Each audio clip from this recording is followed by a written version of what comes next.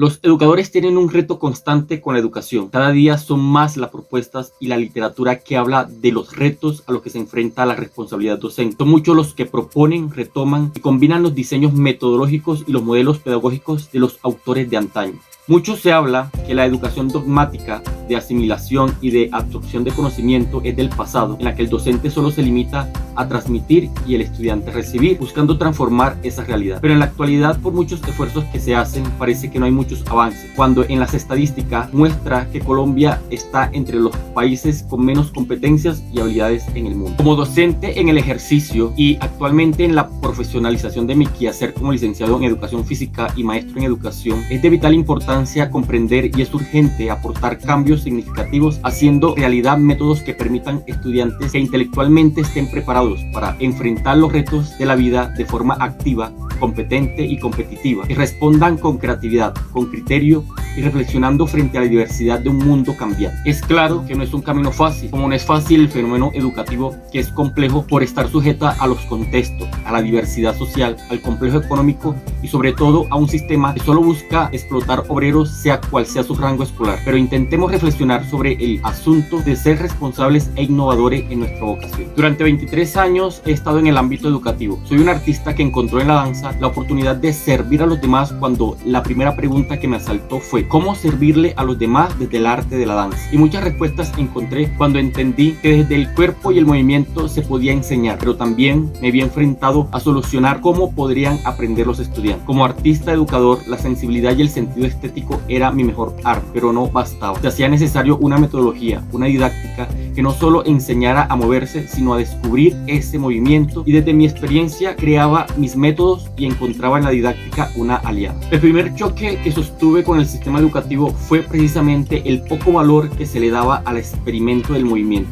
Esos laboratorios de movimiento, como yo los llamé, no eran importantes para el currículum porque se necesitaba productos para cada fecha que se hallaba en el cronograma. Las celebraciones llevadas a cabo en los llamados actos cívicos y que luego fueron denominados izadas de bandera, donde se necesitaba que los estudiantes realizaran un baile típico o cualquier baile sirviera de teloneros, como cualquier acto de entretenimiento mientras se llegaba o se decía lo importante, lo supuestamente importante. Para mí lo importante era que el estudiante a través de la danza lograra el descubrimiento de sus capacidades físicas, cognitiva y socioafectiva, que además de descubrirla aprendiera a desarrollarla y aplicarla en su vida, pero eran castigados a no asistir más porque no rendían en las otras áreas del conocimiento, que según el sistema y el currículo sí eran importantes, y no es que no lo fueran, pero ¿por qué cortar o castigar con lo que sí puede funcionar en el desarrollo personal de los estudiantes? Todos estos episodios experimentados del arte hoy vienen a mi mente y me hacen reconocer que siempre usé ese currículo oculto, que me llenaba de placer y a la vez de frustración cuando, aunque oculto, algún estudiante me decía: profe, mi padre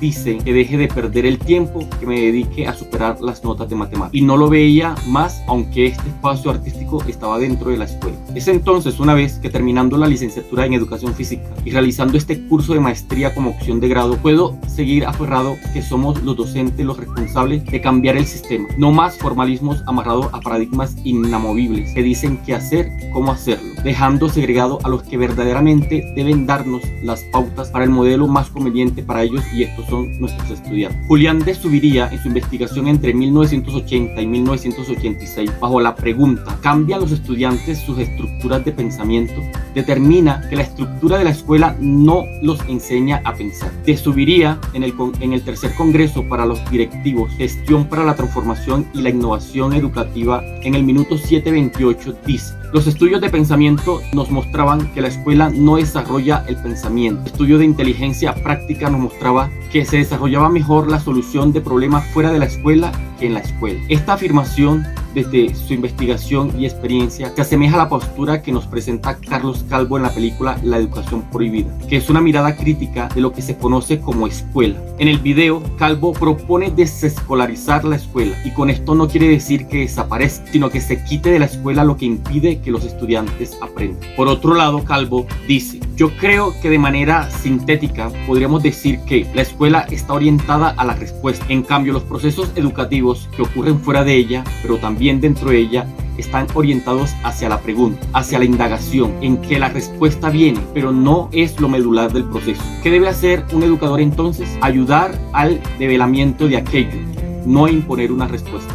Así las cosas, la escuela inhibe la inquietud pedagógica de los docentes que hacen su trabajo con amor y hasta casi desaparece la propensión natural de aprender y enseñar de los seres humanos. Los maestros viejos se ocupan de estorbar el poder innovador de los maestros jóvenes con posturas y argumentos que dicen que cualquier propuesta fuera de lo establecido es pérdida de tiempo, que el sistema no permite cambios o que por las condiciones de los estudiantes no se pueden lograr grandes avances. Cuando hay fallas, que siempre son muchas, nunca la culpa es de la escuela, sino de los profesores, los estudiantes, la familia o la sociedad. Los verdaderos maestros debemos seguir en la lucha de una educación fuera de las aulas o en ellas, pero sin murallas. El profesor, en la concepción de los procesos de enseñanza y aprendizaje de manera consciente, es lo que realmente puede mejorar la educación. El profesional en educación debe comprender que es un proceso amplio, integral, con muchas problemáticas que deben ser atacadas con la pedagogía acertada. No todos los modelos pedagógicos aplican para una población. Es necesario decantar algunas o combinarlas con otras o soportarse sobre algunas de ellas para proponer desde las propias experiencias, siendo la pedagogía esa orientación metódica y científica del educador. Luego nos valemos de la didáctica, que es la ciencia de la enseñanza. Nos dan las instrucciones para que los procesos de enseñanza logren el aprendizaje en los estudiantes. La didáctica se especializa según el área del conocimiento. Estas didácticas deben propender por el desarrollo del pensamiento crítico. La enseñanza entonces se debe pensar más desde la necesidad del estudiante. Debe ser integral, pensando en un ser multidimensional que necesita experimentar y proponer también desde sus saberes previos. Si bien la enseñanza se ubica en un espacio y en unos tiempos determinados, estos espacios deben ser polivalentes, también cambiantes, que permitan un proceso de aprendizaje placentero para toda la vida. Finalmente, la evaluación de la educación no debe centrarse en la medición,